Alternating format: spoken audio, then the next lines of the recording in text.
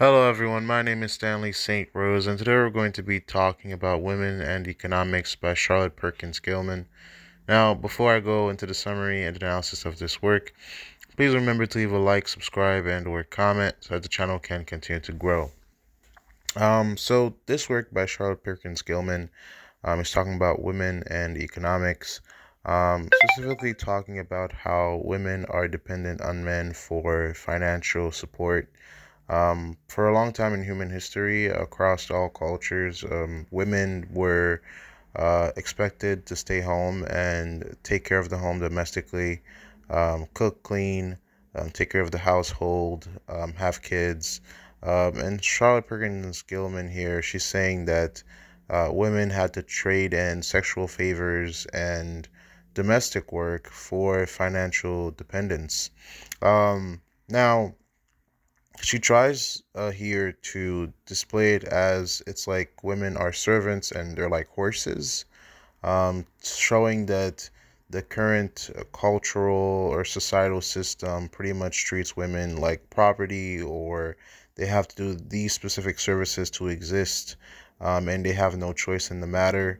It's a very bleak way of looking at the relationships between men and women and how marriages have stood in society.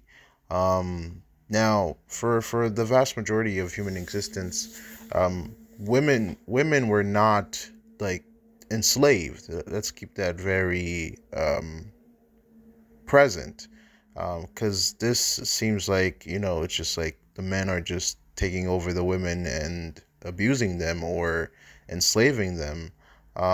Across many cultures, we have to take in mind that economies and money and finances, it's not really up to individual men. You have to understand finances and economics. Economics don't just work because men want it to work like that. It's the way that the world is set up. I mean, there's wars and banks and systems and countries and um, a lot of men, they get married, they have children, they have families, and they're just struggling to survive, to make an income, and take care of their families. A lot of women around the world, it's not because men are forcing them to get married. It's because sometimes there are no jobs. We have to also take that into account. Sometimes there are no jobs in certain third world countries. The only way for a woman to leave her family home is to find a man who can support her financially, because sometimes there are no jobs. Even if the country has rights for women and there's education, things like that.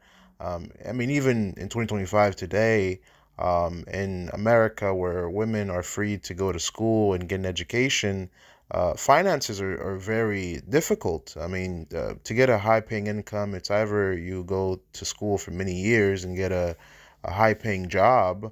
Um, you have to like create something valuable, or work for some business, or have a degree that's high in demand and find a six-figure job.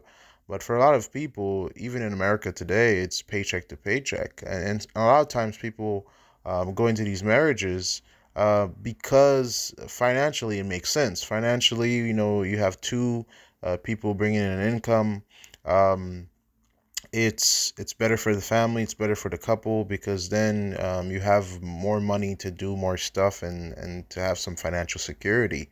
So within this work, women and economics, I think the idea is that it's just men taking over women and using them as slaves, using them as servants, using them as horses. And I mean, her arguments here, she's saying that it would be better for women to be a part of society, to allow them to make their own choices, to allow them to enter the workforce, to make domestic labor more professional work rather than just domestic work.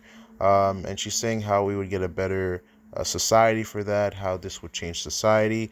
And again, it's not that men are opposed to this. It's not that men were ever opposed. I mean, yes, there was a long time in life where men saw women as, you stayed home, you took care of the family, because that's how society was for a very long time. Because 1,000 years ago, 2,000 years ago, there were no office jobs. There were no, not everybody could be a lawyer. I mean, it was just the outside world was brutal. Most jobs were heavy physical labor jobs. Um, it's not until the industrial era where jobs became more routine and systematic. And now in 2025, you have offices and companies, and people can sit at desks and work on the computer and handle accounts and things like that, and do labor in terms of managing things. But for the vast majority of human existence, up until recently, most jobs are dangerous. People died. I mean, think about working on farms, working on mines, working, joining an army somewhere. Most jobs that involved probably risking your life. And so, for the vast majority of human existence, men went out, worked, and they married, and the women took care of the family at home. It wasn't. It was just that. That's just how society was. The idea that just let women work and let them have labor, and the economy will improve and society will improve. Well, it's not the case. I mean, because in today we've seen the results. Because all over the world, women have rights more than ever. Women can vote. Women can get jobs. Women can get an education. But we're not living in a paradise. I mean, 2025 today, wars are still happening. People still have to fight to not be in poverty. People are still living paycheck to paycheck. And to even look at it even more, there are some families where women are working, and wives and husbands are working, and it's still not enough.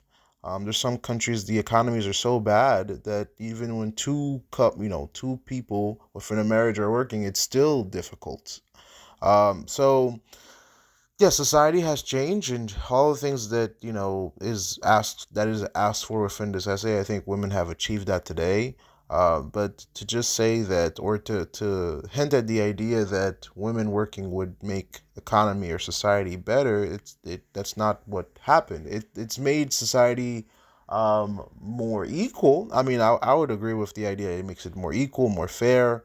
It makes it more just for all human beings, but it has not made economies flourish around the world, because uh, you know people are still struggling. So it's not, we can't just take this at face value. I think there's a great argument in here, but comparing women rights and women labor with the economy, I don't quite agree with the outcome that is suggested within this work here. In terms of deeper meaning and analysis, very interesting work. I mean, of course, I'm for women's education, women independence, women, going into the work world, because you need it. I mean, for a lot of families now today, with the way that the world is, it's hands on for everybody. Everybody needs to work. Everybody needs to make money, because everything is expensive nowadays. It's just that's just how economies are built now. So it's just all hands on deck. But that has not changed. And the other thing is, we have to take into consideration, not all women think that domestic labor or getting married and staying at home is evil. Some women do want to have lots of kids, stay at home, cook and clean, and take care of the household. Not every There's lots of women around the world to today, that's what they want to do. So if the family can afford it, then they should be able to do that. So it's different for everybody. I don't like blanket ideas that just say this is how it should be, or it will get better if we do this. Human beings and societies and cultures all over the world, it's different for everybody. Some cultures, it's expected for women to stay home and take care of the family, and some women are okay with that, and some women are not. Some cultures, like the United States, everybody works. In other cultures, it's just men who go out and work. It really depends on the culture, sometimes, religion. societal standards. We can't just make blanket statements like, if women work, life will be better, or if women work, economics will improve. I don't think uh, it doesn't just naturally go into that idea that if women work, economies will get better. Because yes, women work nowadays, and I mean, uh, we don't live in a utopia. That's all I have to say about this work. Please remember to leave a like, subscribe, and or comment, and I'll see you guys in the next video.